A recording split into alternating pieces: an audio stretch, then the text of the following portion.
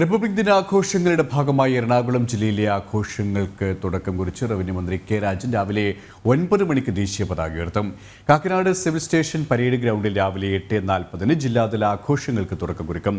ആലപ്പുഴയിലെ റിക്രിയേഷൻ ഗ്രൗണ്ടിൽ രാവിലെ കൃഷിമന്ത്രി പി പ്രസാദാണ് ദേശീയ പതാക ഉയർത്തുക. തൃശൂർ ജില്ലയിൽ രാവിലെ 6:30 തേക്കിൻകാട് മൈതാനം വിദ്യാർത്ഥി കോർണറിൽ ആഘോഷങ്ങൾക്ക് തുടക്കമാകും.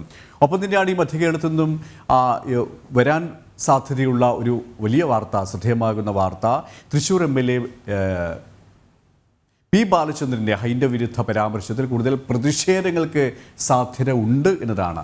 വിശദാംശങ്ങളും ഏതായാലും സുധീഷ് ഗോപാൽ തയ്യാറായി നിൽക്കുകയാണ്. Sudheesh, good morning.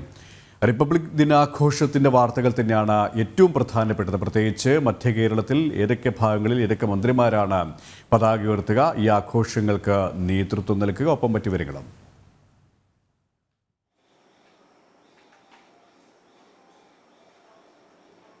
KP Suresh, മധ്യ കേരളത്തിലെ ഓരോ ജില്ലയിലും റിപ്പബ്ലിക് ദിനം 75ാം റിപ്പബ്ലിക് ദിനം ആഘോഷിക്കുന്നതിനുള്ള ഒരുക്കങ്ങളെല്ലാം തന്നെ പൂർത്തിയായിട്ടുണ്ട്. എറണാകുളം ജില്ലയിൽ റവന്യൂ മന്ത്രി കെ രാജനാണ് പതാക ഉയർത്തുന്നതും റിപ്പബ്ലിക് ദിന സന്ദേശം പകരുന്നതും.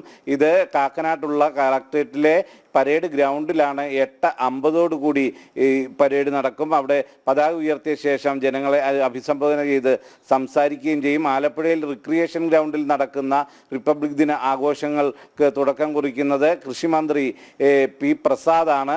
അവിടെ 9 മണിയോടെയാവും ഇത്തരത്തിൽ പരേഡും അതിനോടൊപ്പം തന്നെ ഈ ജനങ്ങളെ അഭിസംബോധന ചെയ്ത് സംസാരിക്കുന്ന അടക്കമുള്ള കാര്യങ്ങൾ നടക്കുക.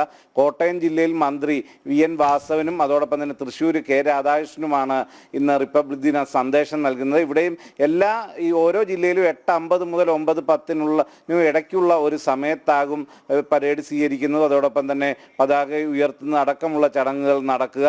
ഇടുക്കി ജില്ലയിൽ റോഷി അഗസ്റ്റിനാണ് ഇത്തരത്തിൽ ഈ കാര്യങ്ങൾ